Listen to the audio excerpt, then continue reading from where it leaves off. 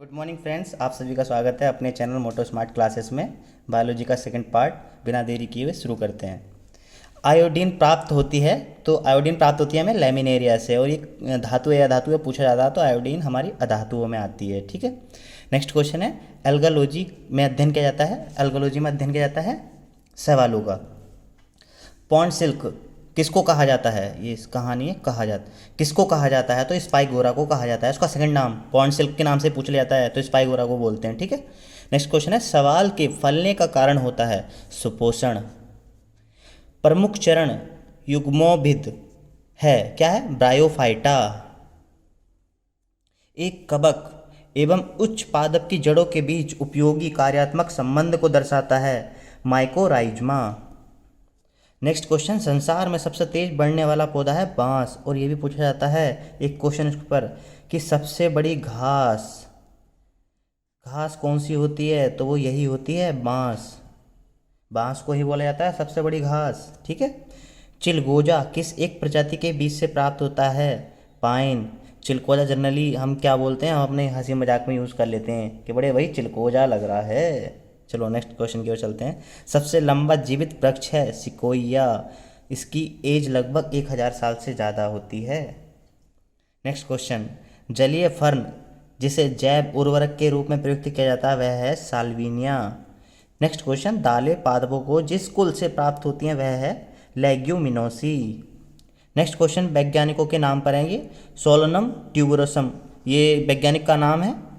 और सॉरी, ये मैं एक चीज़ थोड़ा सा इसमें माफ़ी चाहूँगा, आपको बताना रहा हूँ कि जो वैज्ञानिकों के नाम है, हालांकि ये वैज्ञानिक अपने नाम पर ही रखते हैं मैक्सिमम चीज़ें, पर जैसे आलू का वैज्ञानिक नाम क्या है तो उसके लिए है। अब जनरली देखो, जैसे मैं आपको ये कंफर्म तो नहीं बता सकता, मैंने चेकआउट नहीं किया, बट ये जो जैसे इसका रासायनिक नाम है तो वो साइंटिस्ट अपने नाम पर ही रखते हैं जनरली। तो जो आलू का रासायनिक साइंटिफिक नेम है वो ये है सोलेनम ट्यूबरोसम। न जैसे आम का है मैंगीफेरा इंडिका, इसका बहुत पूछा जाता है आम का। नेक्स्ट क्वेश्चन, गुलमोहर को क्या कहा जाता है, डेलोनिक्स रजिया राफेन। नीम को अजा दिराचाता इंडिका नेम। अब कटहल के लिए आर्टो कार्पस इंडिका। काफ़ी अजीब से नेम है, बट इनको आप अपने अकॉर्डिंग जैसे थोड़ा शॉर्ट में अगर चाहें तो अपना कोई ट्रिक्स बना करके याद कर सकते हैं, पर जनरली मेरा काम था आपको बताने का, तो ये मैंने आपको बताए। जैसे कि ये भी वीडियो में आपको शायद ही नहीं देख पा रहे होंगे, तो ये जैसे आम का मैंगीफेरा इंडिका, और गुलमोहर का डेलोनिक्स रजिया राफिन, और नीम का अजादिरिचा इंडिका नीम, और आर्टोकार्पस इंडिका ये कटहल का है। ठीक है, नेक्स्ट क्वेश्चन की ओर चलते हैं।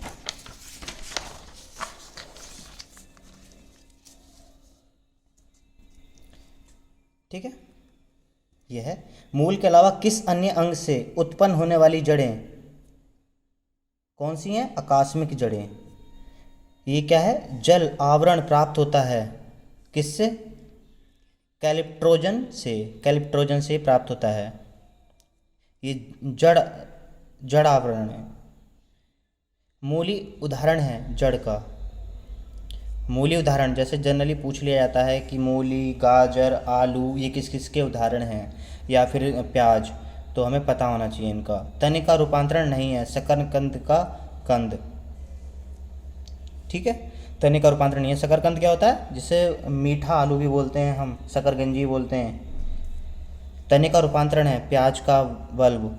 प्याज जो नीचे देखा होगा आपने, जो उसका जिन नीचे का प्याज का हिस्सा जो होता है उसे बल्ब बोला जाता है। अरबी का घनकंद, जो नीचे देखा होगा अरबी मिलती है बड़ी बड़ी, वो तने के रूपांतरण है। आलू का कंद, जो आलू है वो भी क्या है, नीचे क्या होता है उसका डंठल, किसका रूपांतरण है, तने का रूपांतरण। और अदरक जो नीचे आपने आपके चाय में मसालों में यूज़ करते हैं इसको। प्रकंद का एक उदाहरण है अदरक। हल्दी प्राप्त होती है तने से। हल्दी पाउडर प्राप्त होता है सुखाया हुआ प्रकंद। अब जनरली ये तने को सुखा लेंगे तो उसका क्या प्रकंद हो गया वो। काली मिर्च का पौधा कहाँ से, ये कैसा होता है, बेल टाइप का। प्याज में खाद्य पाद है मासल पर्ण। मासल मतलब पर्ण का मतलब है जो उसके पत्ते होते हैं, मासल पर्ण का मतलब जो उसके ऊपर लेयर्स होती हैं चढ़ी हुई। प्याज में खाद्य पदार्थ संचित होता है सेल्यूलोज के रूप में। एक अक्ष या तने पर पंक्तियों की व्यवस्था को कहा जाता है, क्या कहा जाता है, फाइलोटैक्सी। घटपर्णी में जो भाग घट के रूप में बदल जाता है वह है पत्ता। अगर क्वेश्चन अच्छे लग रहे हैं तो वीडियो को लाइक करते रहें, कम से कम 100 लाइक तो कर ही दो। पादप ऊपर चढ़ते हैं, पादप ऊपर कैसे चढ़ते हैं? प्रतान के द्वारा। फूलों के अध्ययन को कहते हैं एंथोलॉजी। जीवन चक्र की दृष्टि से पौधे का सबसे महत्वपूर्ण अंग है पुष्प। सही बात है। जीवन चक्र अगर उसका कैसे बढ़ेगा? पुष्प पर क्या लगेंगे? बीज। बीज क्या फिर दूसरी जगह मतलब उनको स्प्रेड करेंगे या फेंकेंगे तो वो दूसरी जगह उग करके आएंगे। तो जीवन चक्र की दृष्टि से पौधे का सबसे महत्वपूर्ण अंग उसके पुष्प को ही माना जाता है, उसी में बीज होते हैं। इसलिए पूछा भी जाता है क्यों? क्योंकि उसमें बीज होते हैं। उभयलिंगी फूलों की विशेषता है उनमें पुंकेसर और अंडक दोनों होते हैं। ठीक है, जिससे वो अपना निषेचन स्वयं कर लेते हैं। पेड़ पौधे अपने आप ही उभयलिंगी होते हैं क्योंकि उनमें दोनों ही पाया जाता है, दोनों के ही लक्षण होते हैं मेल फीमेल के। तो वो अपना जो भी है बीज बनाते हैं और उसके बाद वो हवा के द्वारा या फिर पेड़ पौधों से जैसे हवा दूसरी जगह चले जाते हैं या फिर जो पक्षी वगैरह हैं वो ले जा कर के छोड़ देते हैं, तो वहाँ पर हमारा दूसरा जो बीज है वो उग जाता है। तो जनरली इससे इनकी जनसंख्या बढ़ती रहती है। नेक्स्ट क्वेश्चन है, फूल गोभी के पौधों का उपयोगी भाग है तो ताज़ा पुष्प समूह। फूल गोभी कैसा होता है तुमने देखा ही होगा, सभी ने खाया भी रखा होगा। तो उसमें जो फूल निकला रहता है हम उसी को तो खाते हैं। सबसे छोटे फूलों वाला पौधा है वोल्फिया। विश्व का सबसे बड़ा पुष्प है रेफ्लेशिया। एक रेफ्लेशिया की वो भी बात है कि रेफ्लेशिया का वेट 25 किलो तक होता है। और इसकी एक खास बात है, इसमें सड़े गंदे या सड़ी मछली जैसी स्मेल आती है, इतनी तेज़ बदबू आती है। और इसको सूंघ मतलब आप अगर के पास रख दिया तो आप रह नहीं पाओगे, इतना बड़ा फूल और इतना बदबूदार होता है। और ये विश्व का सबसे बड़ा फूल भी है रेफ्लेशिया। परागकण कहलाते हैं पराग से स्टिग्मा तक पराग का प्रचार होना। पराग क्या होते हैं? जनरली जो पुष्प होता है उसके ऊपर देखा होगा छोटे छोटे बीज निकले रहते हैं फूल के अंदर। जैसे गुड़हल का देखा होगा तो गुड़हल का फूल जैसे चारों ओर से खिला रहता है, खिलने के बाद जो उसमें ये इस टाइप से निकले रहते हैं उसके ऊपर ये छोटे छोटे बिंदु टाइप के होंगे, ये भी होते हैं उसके परागकण। नेक्स्ट क्वेश्चन, हवा के परागकणों को कहा जाता है एनिमोफिली। पक्षियों द्वारा किए जाने वाले परागकण को कहा जाता है ऑर्निथोफिली। हाँ, परागण या परागकण वही बात है। आभासी फल का एक उदाहरण है सेब। आभासी का मतलब हो गया इमेजिनरी, काल्पनिक टाइप से। पर इसका एक एग्जाम्पल कैसे है, चलो खैर आगे बात करते हैं। फलों का वह एक प्रकार जिसमें लीची को रखा जा सकता है नट। टमाटर है, टमाटर एक फल आता है, ठीक है, टमाटर सब्जियों में नहीं आता। संग्रहित फल का एक उदाहरण है सहतूत फल। और ये पूछा भी जाता है कि सहतूत एक ऐसा फल है जिसमें बीज नहीं पाए जाते। लीची का कौन सा भाग खाया जाता है? तो एरिल, एरिल आएगा। मासल ना भी लिखा है तो एरिल आता है, ठीक है। और ऐसे ही एप्पल है, एप्पल का कौन सा भाग खाया जाता है? उसका भी एरिल। लीची और एप्पल में हम क्या खाते हैं? एरिल खाते हैं, तो याद रखना। नेक्स्ट क्वेश्चन है, टमाटर में पाया जाता है गूदेदार थैलेमस।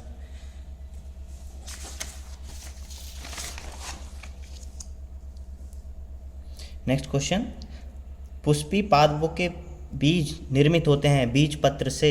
बीज पत्र जैसे कि उसके अंदर जर्मिनेशन होता रहता है, जैसे बीज कोई भी फूल है वो खिलता है तो उसके अंदर बीज जरूर बनते हैं। निषेचन के बिना अंडे में भ्रूण का बनना कहलाता है अनिष्कजनन। अनिष्कजनन काफ़ी डिफिकल्ट नेम है तो इसको आप देख लें। अलैंगिक प्रजनन का उदाहरण है पर निषेचन। और नेक्स्ट क्वेश्चन की ओर चलते हुए बात करते हैं, युग्मक संलयन के परिणाम स्वरूप बनता है द्विगुणित युग्मनज। काफ़ी डिफ़िकल्ट हिंदी है, जैसे मैक्सिमम हम हिंदी में पढ़ लेते हैं, क्वेश्चन समझ में नहीं आते, बट जनरली इंग्लिश को तभी थोड़ा इजी लैंग्वेज बोला जाता है, यूनिवर्सल लैंग्वेज इसीलिए क्योंकि हम इजीली उसमें पढ़ लेते हैं। और हिंदी क्या काफ़ी डिफ़िकल्ट होती है तो हमको समझ में भी नहीं आती है ज़्यादातर। तो आप जैसा मैं बोल पा रहा हूँ तो मेरी हिंदी इतनी अच्छी नहीं है, तो ये आप मत समझना कि मुझे पढ़ना नहीं आता है, बट इतनी अच्छे से ये हिंदी नहीं हो पा रही है।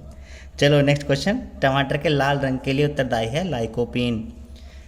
ठीक है, देखो जैसे लाल रंग हुआ, पीला रंग हुआ, जैसे कोई भी फल है तो उसमें कहीं ना कहीं वर्णक होते हैं, जो वर्णक उत्तरदायी होते हैं उसके कलर को लेकर के। जैसे टमाटर का लाल रंग लाइकोपीन के कारण, गाजर का जैसे रंग होता है वो किसके कारण होता है, तो वो कैरोटीन के कारण होता है। पपीते में पीला रंग कैरिका जैनिथन के कारण होता है। और नेक्स्ट क्वेश्चन की ओर, मिर्च की तीक्ष्णता का कारण है लाइकोपीन की उपस्थिति।